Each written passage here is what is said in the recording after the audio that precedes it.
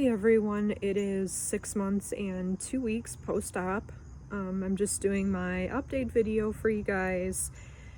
Not really a whole lot has gone on since the last update, but I am working towards maybe making my YouTube channel a little more public for people to be able to find me and access my videos and such. For those of you who are new to my channel, I am 6 months and 2 weeks post-op. In March of 2020, I had a surgery that is pretty controversial, called pudendal nerve decompression surgery. The pudendal nerve is one of the main nerves in the pelvis, and I've been struggling with pain pretty much on and off my whole life, but it took a turn for the worse in 2013. After trying tons of different treatment methods, after 7 years of suffering, I finally made the decision to fly to Phoenix, Arizona to have the surgery. And it is a controversial surgery because a lot of people don't really experience results from it. And a lot of people in the pelvic pain community disagree on the fact that scar tissue and trapping a nerve between two ligaments is not possible, and it doesn't cause pain, or many people that have this phenomenon don't have symptoms, etc. But at the time, I did what I felt I had to do to try to have some kind of life. The surgery recovery time is very long. It can take up to 2 years for some people to notice improvement. I unfortunately have not noticed an ounce of improvement. In fact, at times I believe I'm overall getting worse. So I am still on my journey to try to get out of some of this pain, and I have other symptoms as well, which is parts of the puzzle that I haven't really figured out that can be contributing to this nerve pain and subsequent nerve damage that I endured. And one of those things that I'm trying to rule out is vascular compression syndromes, which may affect the pudendal nerve. Iliac compression syndrome, otherwise known as May-Turner syndrome, Nutcracker syndrome, which is the compression of the renal vein, and or pelvic congestion syndrome, which is any sort of compression of any of the pelvic vein systems, main one being the ovarian vein in females.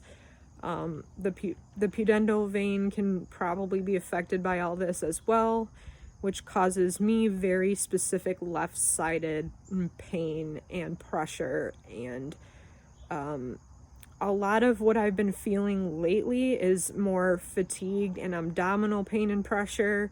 The nerve has the capability to turn on, in that capacity and cause me havoc as well, but it's either one or the other that's worse at any given time. So for me, the challenge has been finding doctors who want to take on my case because of the complexity of my case, and being that I don't have classic symptom presentation to what they've studied, makes them dismiss me a lot of the time. And it's very frustrating when you're trying to rule out new things, because really the only way to tell that you have some of these things is to do invasive testing or surgery. So the other avenue that I've been wanting to pursue are hernias. I know I've had a lot of imaging done, and any big ones would have picked up, but it's possible that a lot of them are occult, meaning hidden. And that can happen in various parts of the pelvis and or the abdominal area. The inguinal area is the most common, and that's a spot that my PT keeps getting pulled to as well. So I'm not only trying to rule out vascular, but I'm also thinking beyond just that in case this doesn't pan out. The problem with me ruling things out in the vascular sense is there's really no good treatment for any of this stuff other than surgery and or getting stented. And getting stented is not really an ideal treatment option, even though it's kind of the only treatment option if you have iliac vein compression. because it's a permanent thing. It has to be monitored constantly, and there's the potential for them to fail. So it's really been mentally difficult for me.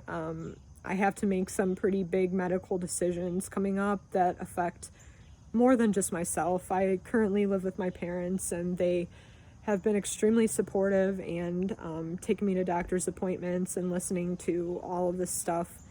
So for me, it's kind of difficult because I'm 31 years old. I was otherwise not disabled. From the outside, I don't look disabled. I can walk, I can shower myself, I can, do certain things, but I get very mentally fatigued very quickly, and I get very physically fatigued very quickly.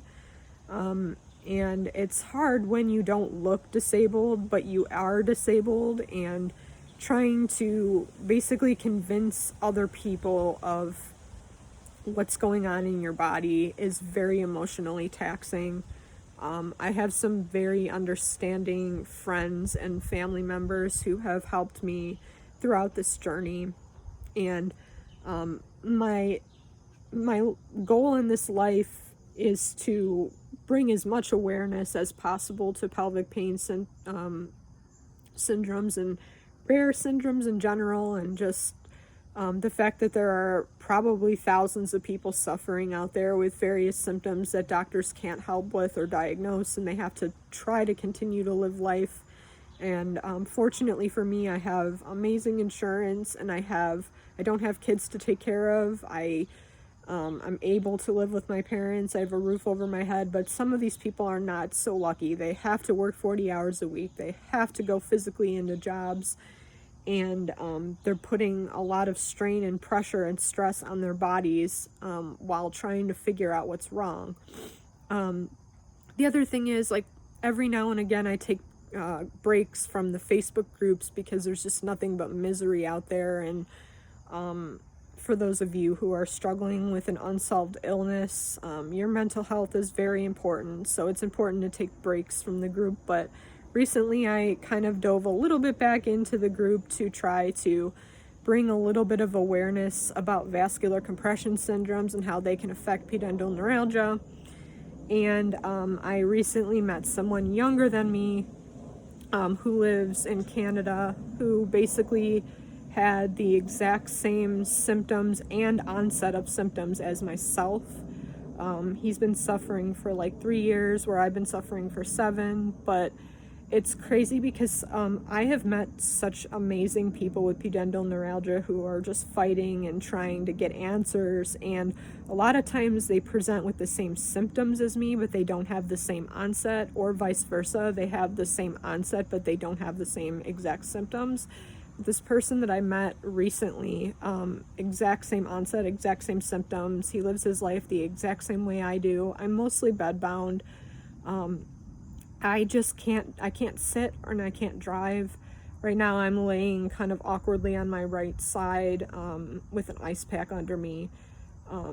So I'm very limited in what I can do. I lose energy after about 10 minutes or 15 minutes on my feet these days. I used to be able to do more exercise, but now I'm just at a point where the fatigue is just so bad that I can't. So this person that I met, he's younger than me, and he's got a more severe case than me, but he finally had the venogram with intravascular ultrasound, and they discovered very huge blockages, and that he has a very rare form of Nutcracker syndrome on top of May-Turner syndrome, and subsequently probably has a lot of blood pooling in the pelvis, which is causing a lot of pain. So that's kind of the road I'm heading down. For those of you who don't know me, I have a very severe fear of blood, so this is going to be a challenge for me to go through these procedures with no visitors in the hospital allowed, and it's just one of those things where you have to just bite the bullet and keep going. So diet-wise, I am still doing the anti-inflammatory diet. I'm only eating meat, vegetables, quinoa, and eggs at the moment. And some spices and stuff like that, but I had a food intolerance test done. I'm avoiding those foods or exposure to those items. And that's pretty much it for my 2-week update. I will talk to you guys in a week. Hope you're having a lovely September.